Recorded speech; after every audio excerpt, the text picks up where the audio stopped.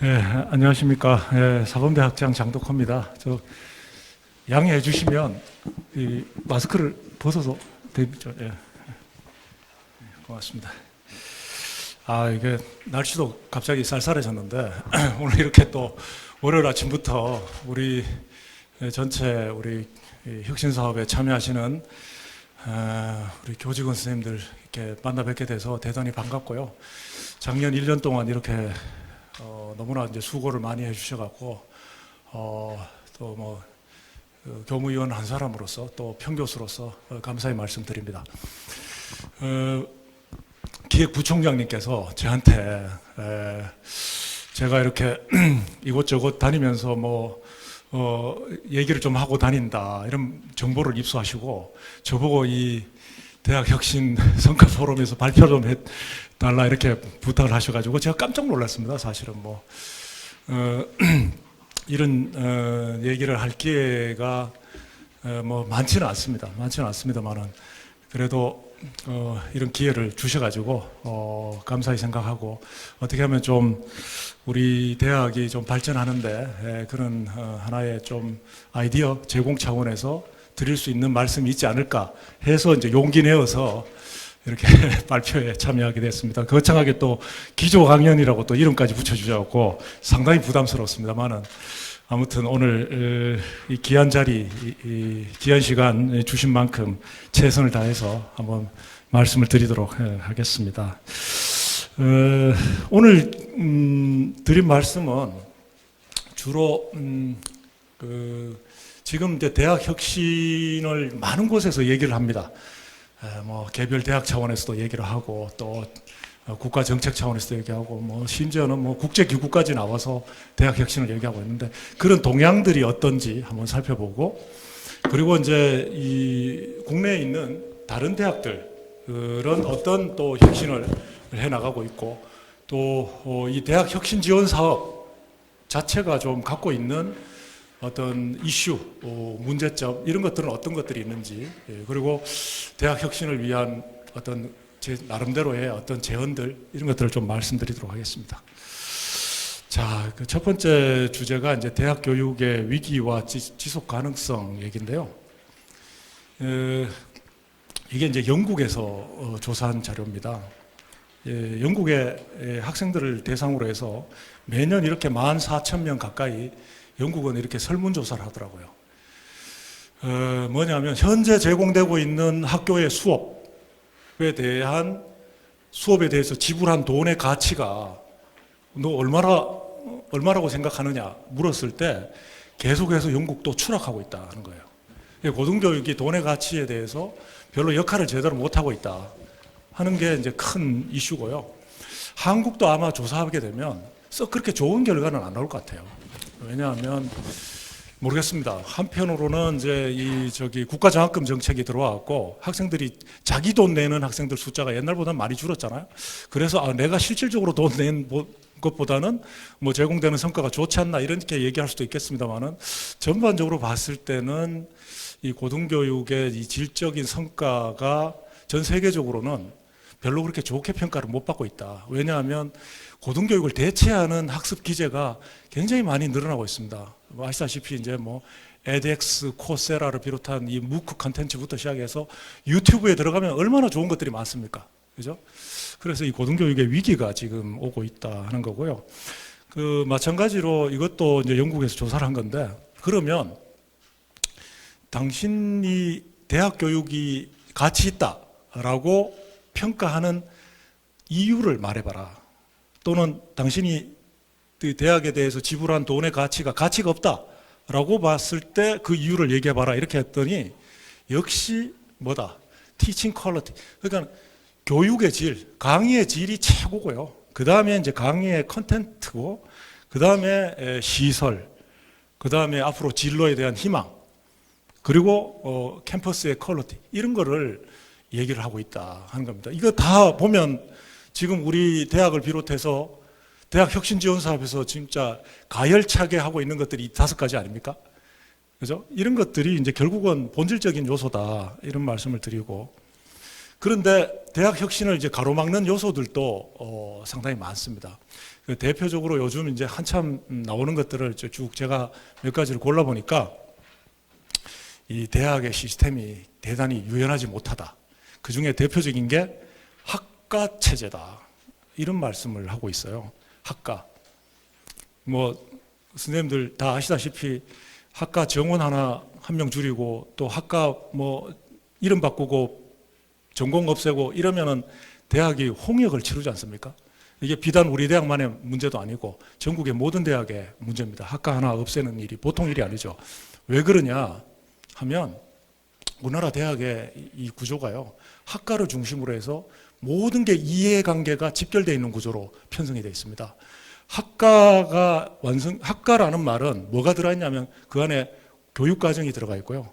그 다음에 그 속에 교수가 있고, 그 다음에 재학생이 있고, 재학생을 교수님들, 내 제자, 내 새끼, 이렇게 표현하시죠. 그 다음에 졸업생이 있습니다. 동문이 있고요. 이걸 중심으로 해서 학과의 이해관계가 굉장히 공고화되어 있습니다. 대단히 깨기 어려운 구조예요. 어느 대학, 서울대학부터 시작해서 심지어 전문대학들도 대단히 어려운 구조고, 지금 이제 우리 대학을 비롯해서 이제 대학 혁신의 핵심적인 가업이 학사 관리의 엄정화도 있지만 대학의 교육 과정의 유연화도 있지 않습니까? 이 유연화의 최대 걸림돌이 공고한 학과 중심 체제다. 이런 말씀을 좀 감히 드리고 싶습니다. 그런데 또 한편으로는 이제 그 학생들이 입학을 했는데 나 이 전공 싫어. 나 잘 모르겠어. 애매해. 이렇게 말한 학생들이 전체 학생의 우리나라 대학생들의 3분의 1 정도 됩니다. 그 말은 뭐냐면 여러 가지 문제가 있어요. 이게 왜 이렇게 되냐 하면 대학을 진학할 때 뭐 전공에 대한 적절한 어떤 탐색이나 이런 기회가 없고요. 뭐 우리나라 이제 고등학교 교육이 진로 뭐 상담 교사들 많이 배치해 놓고 뭐 진로 과목까지 편성해 놓고 있지만 사실은 진로 교육이 충실하지 못합니다. 왜? 수능 중심에 여전히 이제 입시 구조가 있고 또 대학에 이제 서열화가 있고 선생님도 아시다시피 최근에 벌어지는 게 이제 이과에 의한 문과 침공. 이과에 의한 문과 침공 사례가 대표적인 뭡니까? 학생들이 전공을 진로 적성을 고려하지 않고 대학 서열 중심으로 대학을 선택하는 이런 일 아니겠습니까? 이런 일들이 지금 그대로 발생하고 있고 대학에 입학했는데 지금 저희 과도 지금 11시부터 지금 신입생 OT 하고 있습니다. 하고 있는데 이 학생들 3분의 1 지금 여기 있어야 돼 말아야 돼. 내가 이 전공 맞아? 잘 선택했을까? 고민하는 애들이란 뜻입니다. 이게. 그런 말씀이고요. 그 다음에 이제 또 하나 드릴 말씀은 이제 이 정부의 이 고등교육 관련 법령, 행정, 평가 이거를 통해서 대단히 관료적 통제를 대학에 대해서 시행하고 있다. 이런 말씀을 드리겠습니다. 뭐 선생님들 뭐 교육부랑 이렇게 업무적으로 그 연락도 해보시고 그러면 교육부 공무원들 뭐라 그럽니까? 그거는 고등교육법 제 몇 조에 따라 불가능합니다. 그죠? 그러면 이제 교육부 공무원이 갑자기 굉장히 두려운 존재가 되어버린 거예요. 한 번도 편하게 그거 가능합니다라고 말한 적이 별로 없을 거예요. 왜? 교육부 공무원들은 법대로 하는 사람인데 법을 집행하는 사람이니까 법에 뭐라고 되어 있습니까? 하지 마라고 되어 있거든요. 고등교육법에 보면 학교는 교육부 장관이 지도 감독한다고 되어 있어요. 대학은. 법에 명시가 되어 있는 나라입니다. 대한민국은. 아쉽게도. 그죠? 그리고 교육부가 모든 일을 다 할 수 있어요. 대학에 대해서. 이제 그 체제를 지금 이제 윤석열 정부에서 이거를 이제 바꾸려고 하죠.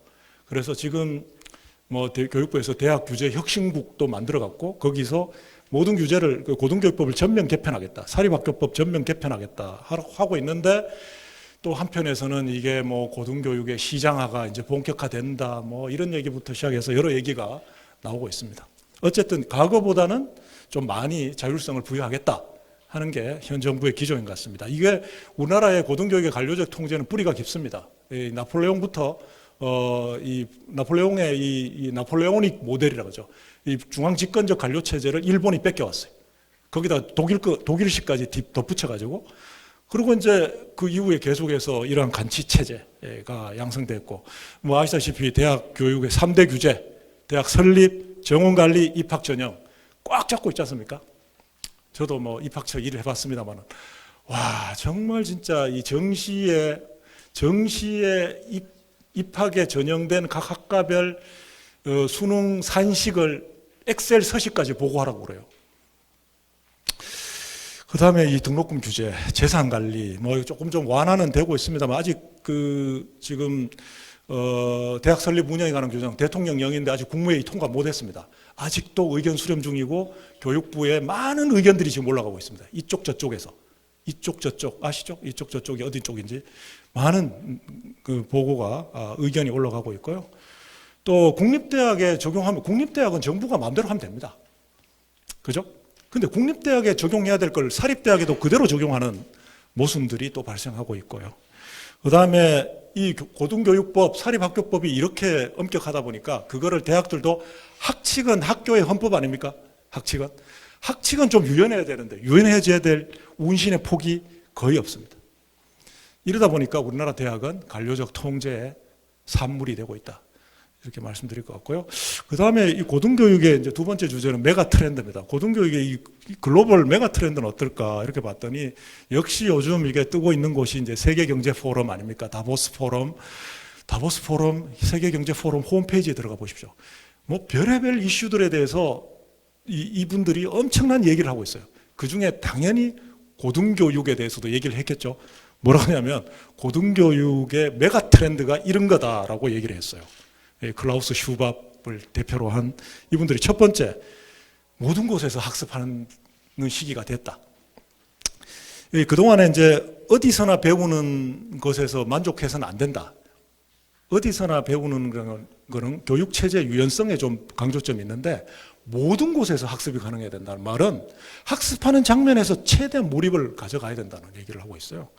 그 다음에 두 번째는 이제 능동적 학습. 뒤에 가서 더 말씀드리겠습니다만은 학생들의 실질적인 활동, 참여 중심의 수업이 대세다 하는 거예요. 전통적 강의 방식 이거 안 맞다 이렇게 얘기를 하고 있고요.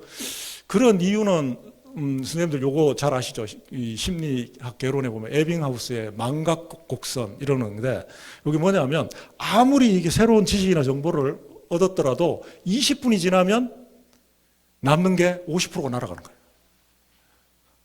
그리고 이거를 기억을 되살리려면 한 하루 이틀 사이에 한 번 더 리뷰를 해야 돼요. 한 번 더 복습을 해야 돼요. 그러니까 이런 식의 이 암기형 학습이 갖고 있는 한계를 이 슈밥이 얘기를 하고 있거든요. 요 세계경제포럼 홈페이지에 그대로 올라가 있습니다. 그러면 뭐냐? 이런 식의 암기형 수업하지 말라는 거예요. 이게 대단히 비효율적이다. 이런 얘기를 하고 있고요. 자, 요게 무슨 뜻일까요? 요 숫자가 96, 41, 11. 뒷페이지에 나오는데요. 자, 학생들한테 얼마나 이 앞으로 살아갈 취업 역량을 얼마나 잘 기대학은 준비시키고 있습니까? 그랬더니 전 세계 대학 총장의 96%가 우린 잘 준비하고 있다. 대학 총장님들은. 근데 재학생은 41%가 우리 대학 좀 뭐 노력하는 것 같아. 근데 기업의 CEO는 웬걸 11%만 만족한다. 대학의 이 진로, 그죠? 취업 역량 준비도가 엄청난 격차가 있죠, 그죠? 그리고 한편에서는 이 아주 특수한 특별 숙련이라고 하죠. 이 특별한 직무 수행에 필요한 역량을 그러면 대학에서 가르쳐야 될 거냐? 아니면 대학에서는 경제 환경이 어떻게 변하든 일반적인 기술, 먹고 살 수 있는 일반적인 기술을 가르쳐야 될 거냐. 이거에 관련해서 논쟁이 발생하고 있다는 거예요. 그죠? 지금 우리 이 각종 역량들, 그 다음에 전문대학에서 하는 모든 전문 직업성 이런 교육들이 사실은 퀘스천 마크입니다. 왜? 지금 여러 가지 인공지능 기술들이 들어왔지 않습니까? 이 들어오면 산업 생태계가 급변하거든요. 그러면 그때 우리 아주 특별 숙련을 배웠던 학생들은 새로운 이 산업 환경에 완전히 낙오자가 되는 일이 비일비재하거든요. 그 대학은 그런 곳이 아니다. 대학에서 가르쳐야 될 거는 새롭고 변화하고 알려지지 않는 맥락에서 내 전공이 어떤 산업계와 관련성을 갖는지를 가르쳐야지 구체적인 직무는 누가 가르쳐야 된다? 기업에서 가르쳐라. 라고 세계경제포럼이 얘기하고 있습니다. 이거는 참 귀담아 들을 만한 내용입니다. 그래서 미국의 이 경영학 인증평가 기구가 있는데 거기서는 뭐라 하냐면요. 이거 미국 경영학의 학사를 받자면 39학점 들으면 됩니다. 근데 어떤 대학이 39학점을 넘어서 한 45학점을 더 들었어요. 그 대학이 인증해서 통과하지 못했습니다. 왜? 너 왜 전공 지식 좀 덜 가르치라고 우리 인증평가 기준이 있는데 왜 그렇게 많이 가르쳤어? 걔들이 졸업하고 그걸로 먹고 살 수 있을 것 같아? 그래서 인증평가 탈락. 이런 일이 벌어집니다. 미국은. 근데 우리는 어떻습니까? 어떻게든지 전공을 통해서 또 구체적인 역량을 가르치려고 하시죠. 이게 이제 한계다. 그 차이입니다. 우리나라랑. 요게 이제 미국 고등교육 역사를 이렇게 평가한 책인데요. 이게 뭐냐면 제목이 이게 완전히 그냥 이 혼란 그 자체란 뜻이거든요. 그죠? 미국의 한 200년 고등교육 역사가 완전히 a perfect mess, 완전히 혼란이라는. 미국의 고등교육은 정부가 나서서 합리적으로 계획적으로 설계해서 만든 미국 고등교육은 아니다. 미국 고등교육은 뭐다? 누구도 내지 못한 한마디로 완전 잡동사니의 산물이다. 이렇게 얘기를 하고 있어요. 이 데이비드 라발이라는 스탠포드대 교수가요. 왜 그러냐? 미국 대학은 이 특수 직업 교육보다는 일반 교육을 선호하고요. 그거는 아까 말씀드린 대로 직업 교육 생태계가 변했으면 치명적입니다. 학생들한테. 제너럴 스킬을 가르쳐야지 스페셜 스킬을 가르치는 순간 치명적이다. 그래서 대학은 직업 교육의 인문 교육화를 통해서 미국 대학이 발전해 왔다는 거죠. 그래서 전문적인 훈련은 기업에서 해라. 대학은 직업 교육의 인문화, 좀 이렇게 통찰력, 안목, 넓은 시야 이런 것을 가르치도록 해주라. 그래야 산업 생태계가 변했을 때 살아남는다 하는 얘기를 하고 있습니다. 그래서 미국 대학의 이제 아까 그 책에서 미국 대학의 DNA, 미국 대학은 아까 이제 복잡하게 막 완전히 잡동산이고 완전히 막 그저 혼란의 도가니지만 그래도 미국 대학의 오늘이 있기까지 세 가지 DNA가 있다 하는 것을 얘기를 하고 있습니다. 하나는 영국의 파퓰리스트 모델인데 영국은 대학을 누구나 이렇게 접근 가능하게 만든 대중화된 모델을 만든 게 영국입니다. 그다음에 두 번째는 독일의 연구 중심 대학 모델을 미국이 받아들였어요. 이게 1800년대 훔볼트 모델이라고 그러죠. 연구 중심 대학. 이 엘리트, 그죠? 영국 학계에서의 지도자를 만드는 모델을 미국이 받아들였고 여기에다가 뭐를 접목시켰냐면 미국 특유의 실용주의 교육을 접목을 시켜갖고 이 세 가지가 미국 교육의 근간을 이루고 있습니다. 근데 우리나라 이 학자들이 한국 대학이 어디로 가야 되느냐 했더니 한 네 가지 정도를 꼽았는데요. 이 네 가지가 다 미국 대학의 DNA랑 다 연관을 맺고 있습니다. 학생 중심 영국의 파퓰리스트 모델이고요. 글로벌 경쟁력 엘리트 모델이고 사회와 긴밀히 소통해야 되고 이거 프랙티컬 모델이거든요. 우리 대학도 이걸 지향하고 있다는 거예요. 나름대로 지향하고 있는데 지향만 하면 뭐합니까? DNA가 있어야 되는데 DNA가 지금 어디에 있냐 하는 거를 좀 찾아서 이거를 좀 밝혀야 되겠다 하는 그런 말씀드리고, 자 그다음에 이제 해외 사례. 요거 잘 아시죠? 하도 애리조나 주립대학 얘기를 하도 많이 하셔갖고 한국 분들 많이 가시고 저는 못 가봤습니다만은 그래서 좀 애리조나 주립대학을 좀 조사를 해봤어요. 미국 이 마이클 크로라는 이 총장이 이분이 이 콜롬비아 대학의 부총장 하면서 이제 총장으로 왔는데 지금 20년째 총장을 하고 있습니다. 총장 20년 하니까 대학이 확 바뀌는데 혁신대학 1위가 애리조나고 두 번째가 조지아고 세 번째가 카네기 멜론입니다.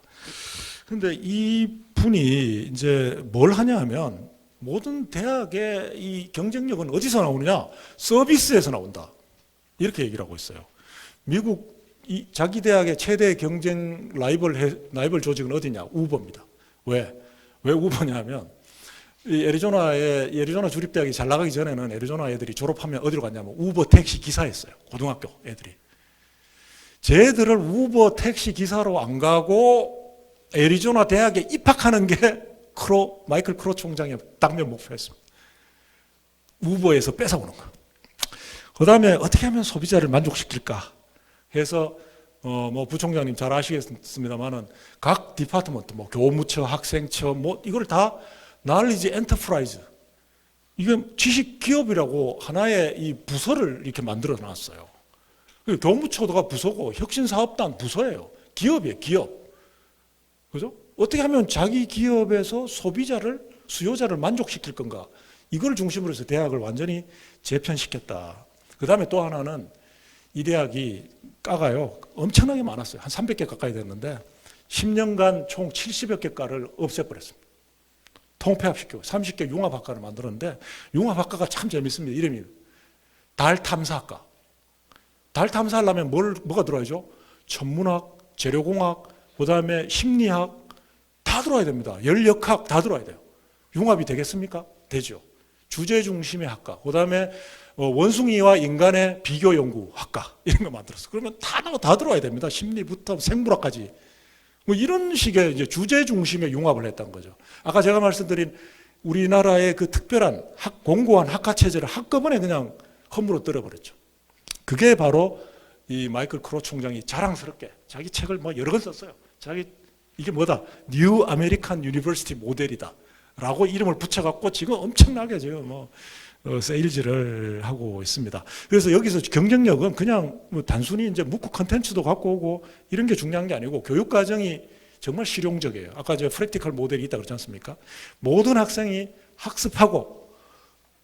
학습한다는 말은 문구 컨텐츠를 갖고 먼저 그저 기초직을 학습하고, 그 다음에 수업에서는 뭘 하고? 참여하고. 이게 액티브 러닝이라는 거죠. 참여하고, 그 다음에 뭘 한다? 실제 창업을 합니다. 이 구조가 지금 일반화되어 있는 구조고요. 스타벅스와 산업협력 맺어갖고 학생들 스타벅스로부터 엄청나게 받아옵니다. 스타벅스에서 스타벅스 직원들이 온라인 컨텐츠 수업을 들으면 1년간 학비 면제 시켜버린 거예요. 그래서 이게 이제 글로벌 신입생 아카데미의 일환으로 시행이 되고 있고요. 2학년부터는 캠퍼스 오고 입학 통로고, 전 세계 요 1학년 과정을 이수하는 학생들이 23만 명입니다. 어마어마하죠. 그 다음 여기는 이제 어댑티브로 적응형 학습이라는 것을 도입했어요. 이거는 좀 진짜 우리도 한번 도입을 좀 검토를 좀 해볼 만한 건데, 이거 뭐냐면 학생들이 내가 그 이수하는 수업이 내한테 맞게끔 교수가 지도하는 시스템이에요.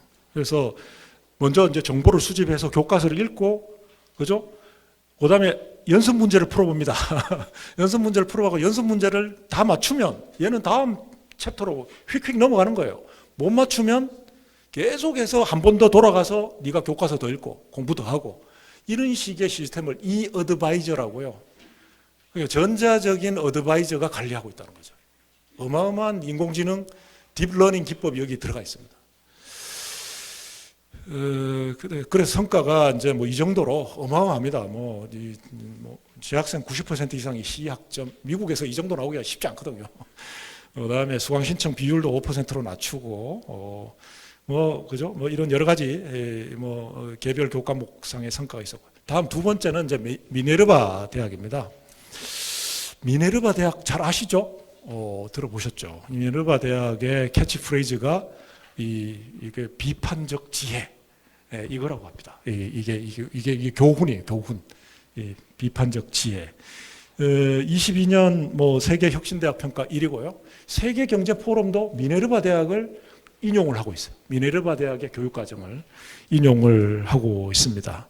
그래서 넘버원, 세계 가장 혁신대학, 세계 1위다 하는 거고요. 특징은 오프라인 캠퍼스가 없다. 이게 시카고에 이제 본사가 있긴 있는데 오프라인 캠퍼스가 없고, 전 세계 7개 대학에 돌아다니면서 학생들이 먹고 자고 하는데 서울에도 있습니다. 서울에는 어디 있나요? 용산에 있습니다. 용산에 있고요. 미네르바 대학이 이게 한국의 이 뜨거운 혁신적인 열기를 감동을 받아보고, 미네르바 이 총장이 서울에 미네르바 대학이 대학원을 설립하기로 했어요. 근데 대학원에 제일 먼저 여는 캠퍼스가 서울에 만들기로 했습니다. 그죠? 한국의 이 뜨거운 교육열을 느낀 것 같아요. 그래서 여기서는 뭘 하느냐? 실시간 온라인 학습. 그죠? 선생님들 익숙하시죠? 그 다음에 플립 러닝 이런 거 이제 적용하고요. 그 다음에 학생들도 이런 SAT 이런 점수 안 요구합니다. 기본적인 비판적 사고력 이런 걸 요구하고 무전공이고요. 역량 중심 교육 과정 합니다. 역량 중심 교육 과정에 좀 주의 집중을 해 주십시오. 이 대학의 경쟁력은 제대로 된 역량 중심 교육을 한다 하는 거고요. 그다음에 우리 교육 과정 개편이 어떻습니까? 교양, 전공 기초, 뭐 전공 심화 있죠. 이런 거 없습니다. 이런 거 없어요. 역량 중심이에요. 역량 중심에 무슨 전공 기초 교양이 뭐가 있습니까? 그냥 가는 거예요. 이거 구시대 유물이다. 언제 뭐 전공 기초하고 언제 교양하고 바로 역량으로 가세요. 이렇게 한 거고요. 그다음에 등록금이 저렴하고 뭐 그렇습니다. 이게 미네르바 대학의 이 코스입니다. 이 따라야 될 코스인데 보시면 우리 대학의 학과 편제랑 비슷합니다. 상명대학교, 특히 서울 캠퍼스랑. 그 왼쪽이 예술, 인문학. 학과라는 말이 없어요. 컨센트레이션, 고집중 계열이고요. 두 번째는 경영, 비즈니스. 세 번째는 컴퓨터 사이언스. 네 번째가 자연과학입니다. 서울 캠퍼스랑 너무 비슷하지 않나요? 사범대학만 쏙 빠졌습니다. 그죠? 우리 대학이 미네르바로 갈 가능성이 상당히 높습니다. 그죠? 뭐 그런 겁니다. 그죠? 근데 여기서부터가 중요합니다. 자, 교육 모델이 뭐냐? 교육 이념. 딴 거 필요 없고, 아까 그렇죠? 크리티컬 위스덤. 실용적, 비판적 지식인을 양성한다. 교육 목표? 뭐 다 좋은 얘기고. 핵심 역량이, 우리 핵심 역량 복잡하게 돼 있죠? 여기 핵심 역량 4개입니다, 4개. 비판적 사고, 창의적 사고, 요거는 개인 차원의 역량입니다. 그 다음에 효과적 의사소통, 효과적으로 상호작용은 대인관계 측면에서 역량입니다. 역량을 2차원 나눴어요. 나누고 딱 2개씩 딱 했고, 학습 목표, 그 다음에 요거를 키우기 위한 핵심 강좌를 형식 분석, 실증 분석, 이렇게 다양한 뭐 교과목을 여러 거예요. 자, 여기서 질문이 퀴즈가 나갑니다. 한국 대학들이 하는 공식적인 공통된 거짓말은 뭘까요? 제가 이미 힌트를 많이 드렸습니다. 역량 중심, 역량 기반 교육 과정 한다는 겁니다. 적어도 미네르바 대학에 비춰서 봤을 때는 거짓말이다. 무슨 말인지 뭐 교수님들은 뭐 꼭 아시죠, 그죠? 직원 선생님들 다 아실 거 없고. 이게 현실입니다, 사실은. 저는 놀랐어요. 이게요, 무슨 대학원 그 평가, 뭐 BK니 뭐 이런 거 있죠. 거기 들어가도 대학들이 쓰는 보고서에는 핵심 역량 기반입니다.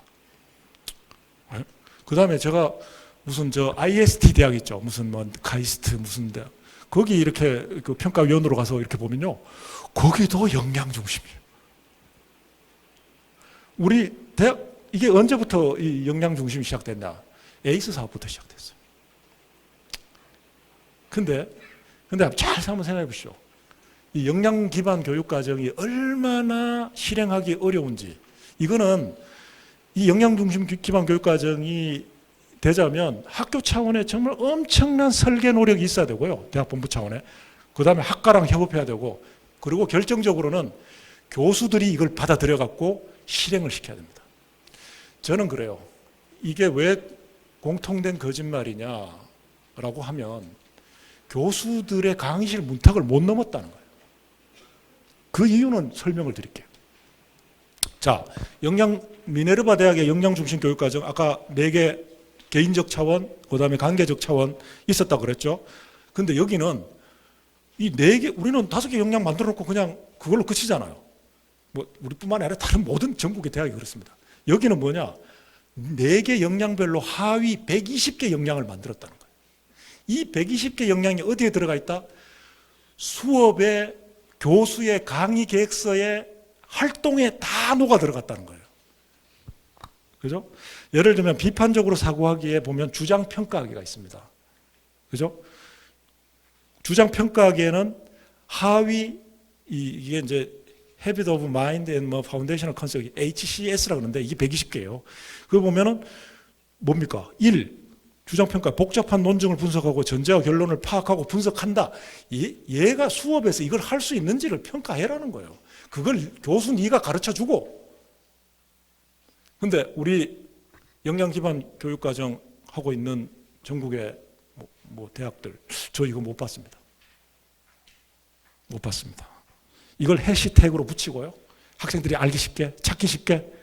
그 다음에 관련 교과가 뭔지를 다 매치를 시켰어. 매칭. 미네르바는 제가 막 이렇게 교육과정을 분석해 보니까 매칭의 왕이다. 역량과, 그 다음에 교과와 수업의 교수의 활동가, 그리고 뒤에 이제 평가 루브릭이라는 게 나오는데요. 학생이 그 정도 수준을 얼마나 달성했는지를 루브릭을 만들어 갖고 다 평가를 합니다.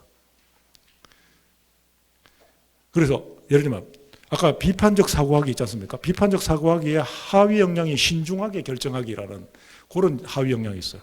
거기에 이제 이 교수의 예를 들면 뭐 토론이나 과제로 냈겠죠.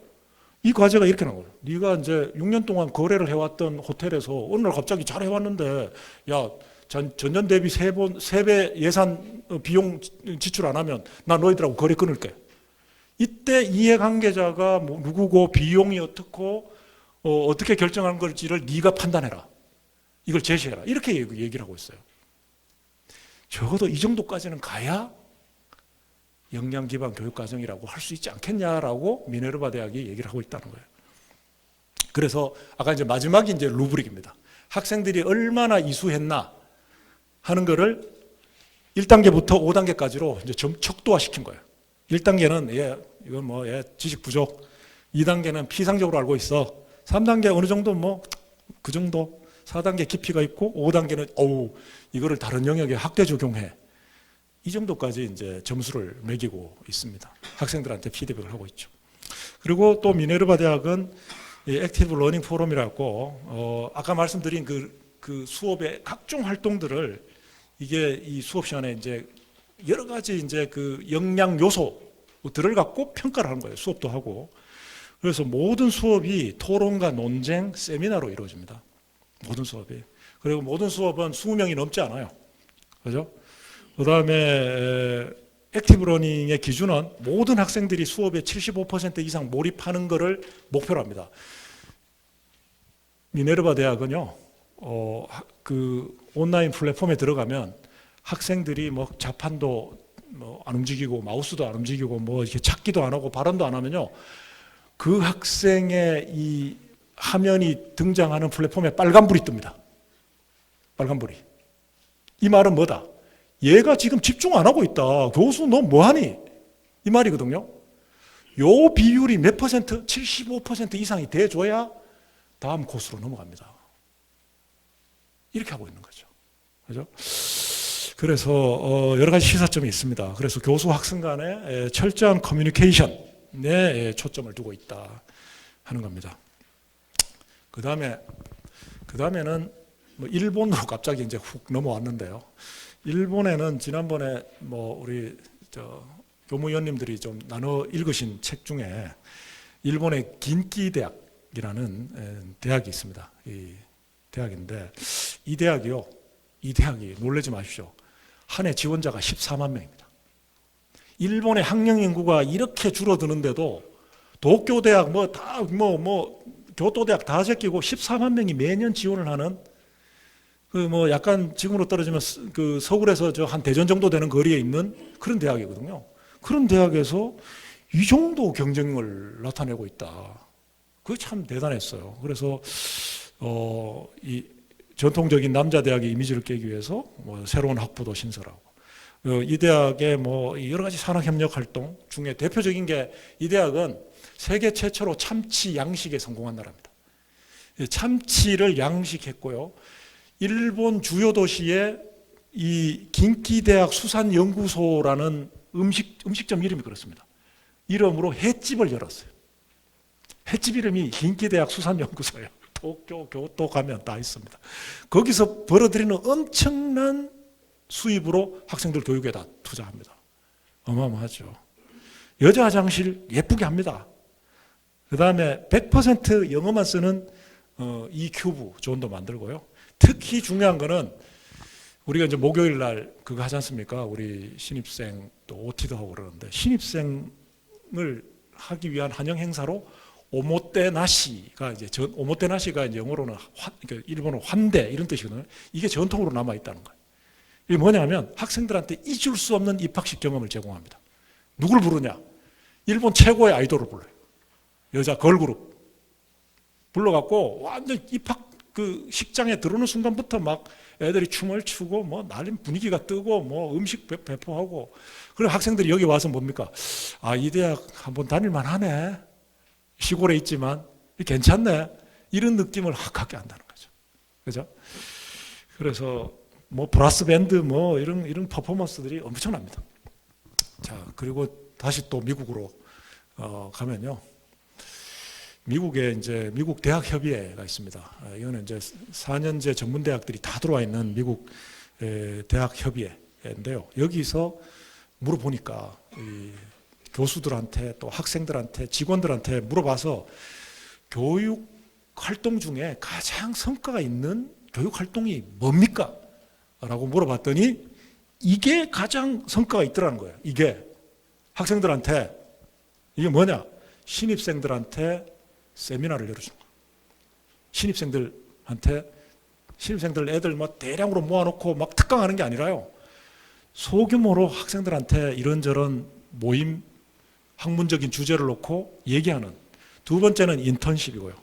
세 번째는 학습 공동체, 심화 글쓰기, 그 다음에 서비스 러닝, 그 다음에 캡스톤 디자인. 많이 하시죠, 그죠? 우리도 잘하고 있죠. 그 다음에 이 공동과제 연구, 뭐 멀티컬처럴 이런 교육들, 그 다음에 이 포트폴리오, 학생들을 위한 포트폴리오를 저장하는 공간을 만들어줘 갖고 언제나 이렇게 넣었다 뺐다 할 수 있게. 그 다음에 정말 중요한 거는 일상적인 지적 경험. 야, 이게 정말 중요한 것 같아요. 학생들한테 일상적인 지적 경험을 교수가 제공해주는 건데 이게 정말 대학의 고급스러운 문화입니다. 문화인데 우리 대학이 왜 일상적인 지적 경험이 중요한지는 제가 말씀을 드리겠습니다. 자, 대학 혁신 지원 사업. 뭐 이게 이제 교육부의 의도죠. 작년 그 대학 혁신 지원 사업 기본 계획에 나와 있습니다. 교육 혁신, 뭐 공공성, 대학 공유, 산학 혁명, 뭐 모든 숙제를 대학에다가 다 넣은 거죠, 그죠? 다 해라, 그죠? 엄청난 지금 숙제를 하고 계신 거예요. 근데 문제점이 있다. 제가 봤을 때 그렇다 하는 겁니다. 이게 뭐냐면 우리나라가 어떻습니까? 이 전 세계 지금 K 컨텐츠가 지금 전 세계적으로 지금 이렇게 히트를 치고 있습니까? 영화면 영화, 뭐 아이돌은 아이돌, 뭐 음반, 뭐 심지어는 뭐 체육, 예술, 미술 다. 근데 유일하게 한국이 힘을 못 쓰는 분야가 고등교육이다, 대학교육이다 하는 생각이 들었어요. 그러면 이름이 대학혁신지원사업이면 우리나라 대학이 정말 진짜 글로벌 수준으로 좀 올라가는 정도로 뭐가 나와야 되지 않겠어요? 제가 봤을 때는 이 대학혁신지원사업이 이제 사업을 설계하는 단계에서 글로벌 중거점이 없던 것 같아요. 자, 이 정도 좀 가자. 응? 이 정도면 세계 최고다. 뭐 융복합 교육이다, 역량 중심 교육이다 하면 이게 세계 최고다. 역량 중심 교육 과정, 미네르바가 지금 세계 최고인데 우리 그거 한번 해볼게. 다른 혁신 다 접고 뭐 이 정도 수준의 글로벌 중거점, 스탠다드가 지금 좀 부족하지 않나. 하나라도. 또는 이제 두 번째는 이제 전문가들이 참여해야 되는데 우리 고등교육에 참 전문가들이 부족합니다. 고등교육 분야에. 사실 뭐 저도 이제 뭐 교육학계에 있습니다만은 고등교육과 관련된 전문 학회가 지금 없는 상황입니다. 물론 대교협에서 만드는 뭐 이런 약간 학술지 비슷한 게 있는데 전문가 그룹에 의해서 그 대학에 대한 심층적인 진단, 과학적인 진단 이런 것들이 좀 나와줘야 되지 않을까. 그 다음에 디커플링이라는 건데요. 이게 우리 교육학계 저희들 업계 용어인데 조직론 하신 분들 다 아시겠습니다만은 대학이 아무리 좋은 설계, 정부가 아무리 좋은 설계를 만들어도 교수들의 강의실 문턱을 못 넘으면 이게 디커플링 발생했다거든요. 이런 일들이 지금 많다. 지금 보십시오. 뭐 다 아실 거예요. 혁신사업 비교과 프로그램에 참여하는 애들 보면 맨날 걔들이거든요. 그죠? 이게 디커플링이거든요. 침투를 해야 돼요. 침투를. 그 다음에 이제 재원 투자의 효율성. 이거는 보시면 제가 이제 대학 혁신 지원 사업 우리나라 몇 개를 각 대학들이 하고 있나 봐. 다 모아보니까 2160가지를 하고 있더라고요. 각 대학별로 하고 있는 혁신 지원 사업의 가지수가 2160가지. 근데 그거를 나누고 분류하고 합쳐보니까 총 70가지. 줄여도 70가지 더 이상 못 줄이겠더라고요. 그 정도로 혁신 지원 사업이 분산돼 있다 하는 그런 말씀드리고요. 그래서 혁신 지원 사업이 앞으로 좀 지금까지 이제 본부에서 정말 진짜 선생님들 힘들게 지금 하시잖아요. 엄청난 에너지를 갖고 이거 좀 학과나 그죠 강의실로 좀 보내버리면 어떨까? 그래서 좀 탑다운과 바텀업이 좀 조화가 되는 요즘 흔히 쓰는 말로 미들업이라고 하더라고요. 미들업 수준으로 우리가 좀 패러다임을 좀 바꾸면 어떨까? 우리는 그 다음에 이제 지금 막 소액 다수로 막 2160까지 막 뿌리는데 그렇게 하지 말고 모듈로 좀 묶어서 글로벌 수준으로 좀 몇 개라도 좀 가자. 그런 말씀 좀 드리고, 그 다음에 중거를 갖게 하자. 혁신 지원 사업이 한 5단계 내지는 3단계 척도를 가져갖고, 아까 미네르바 대학처럼, 그죠? 대학 혁신이 어느 정도 수준인지를 매년 좀 성과를 볼 수 있게, 부가가치가 어느 정도 나오는지 좀 볼 수 있게 척도를 좀 만들자 하는 그런 말씀을 좀 제안해 봅니다. 수행 중과 루브릭을 좀 구축하자 하는 겁니다. 국내 사례 몇 가지 가져왔는데 서울대학교도 학과 중심 체제가 굉장히 공고한 우리나라 최고의 대학 아닙니까? 여기서도 이제 이 융합 교육과정을 서울대학교 혁신 지원 사업에서 제일 먼저 제시하고 있어요. 서울대학교 혁신 지원 사업 1과제가 융합형 교육과정. 융합형 교육과정인데 서울대학교가 스스로 이렇게 좀 고백을 하기를 잘 돼야 될 텐데 잘 되기 위해서는 몇 가지 조건이 있다. 융합학과가 좀 내실이 있어야 되겠다. 그 다음에 융합 연구활동이 좀 체계적이었고 학내 융합 문화가 좀 정착이 돼야 되겠다. 항상 대안으로 문화를 제시하면 그거 진짜 어렵다는 뜻이거든요. 잘 안 될 거다라는 뜻인데 어쨌든 서울대학교가 이것도 제시를 하고 있습니다. 우리도 지금 융복합학과 지금 많지 않습니까? 그것도 지금 한번 성과를 검토를 해야 되고 한양대 아시죠? 한양대 에리카 ICPBL 그죠? 굉장히 지금 이거는 ICPBL 이번에 들어가 보니까 ICPBL을 위한 별도 홈페이지가 있더라고요. 한양대. 이거는 온전히 여기 계신 그 총장님 서 계시죠? 이분의 작품입니다. 그러니까 한양대 에리카가 배후에 수많은 기업들이 있지 않습니까? 그거랑 어떻게 좀 결합을 해볼까? 근데 한양대학이 이거를 이렇게 만들고 굉장히 브랜드로 만들어갖고 학교 홍보에 어마어마하게 활용하고 있어요. 한양대 하면 이거다. ICPBL이다. 그죠? 우리도 좀 이런 거를 좀, 그죠? 상명대 하면은 이거가 좀 나왔으면 하는 바람으로 가져왔습니다. 그 다음에 서강대, 자기 설계 전공 우리 학교도 이제 많이 하고 그러잖아요. 서강대는 이미 한 20년 전부터 자기 설계 전공을 했더라고요. 그래서 제가 찾아봤어요. 뭘 잘하나 봤더니 서강대는 자기 설계 전공 학생 뽑을 때 요거를 물어봅니다. 체크리스트로. 이게 학생이 설계를 해왔는데 이 교과목을 이게 학생 설계 전공에 부합하는지를 체크. 그 다음에 이게 선택이냐 필수냐. 그 다음에 개설 전공으로서 제한된 전공을 이수할 수는 없냐. 기존에 개설된 거로 하면 안 되냐. 꼭 추가로 돼. 명료하냐. 그 다음에 이런 교과목도 지도 교수들이 좋은 지도를 해줄 수 있는가. 그러니까 이게 뭐냐면 서강대 같은 경우는 학생 맞춤형 개별형 자기 설계 전공을 하고 있는 거예요. 비교적. 그러니까 자기 설계 전공의 문제점은 뭐냐면 케어하는 주체가 없다는 거거든요. 붕 떠버린. 그죠? 이 학과랑 저 학과 사이에 붕 뜬 존재가 된단 말이에요. 요거를 붙잡아 주는 게 대단히 중요하다 하는 말씀 차원에서 보니까 엄청나게 오랜 역사를 갖고 있더라고요. 중앙대는 이제 학생들의 활동, 참여, 경험 이런 거를 강조하는 거예요. 그걸 통해서 학생들의 이제 성장을 촉진하는 거고, 옆에 국민대는 이런 겁니다. 이제 이 교수가 팀 티칭을 하고요. 팀 티칭을 해서 학생이 그 수업을 듣는데 수업만 듣는 게 아니고 비교과, 사회봉사, 협력, 참여활동까지 함께하는 그런 프로그램이라고 하고 있습니다. 그래서 조금 좀 의미 있어서 가져왔습니다. 마지막으로 제언 좀 드리겠습니다. 이게 뭐 전통적 학과 체제 이거 이거 해체하기가 쉽겠습니까? 근데 어쨌든 저는 그래요. 이게 쉽지 않을 것 같다. 이런 말씀 드리고요. 그렇지만 어쨌든 우리가 유연한 학사 제도를 만드는 데 있어서 좀 학과 간의 이 장벽을 좀 최소한이라도 좀 낮춰보자. 조금이라도 이런 노력은 지속적으로 해야 되겠다 하는 말씀 드리고, 그 다음에 이 아리조나 주립대는 참고하시고요. 우리 대학의 이 혁신 과제, 제가 좀 혁신 보고서를 보고 가져왔습니다. 우리 대학의 제1과제는 창의 융복합입니다.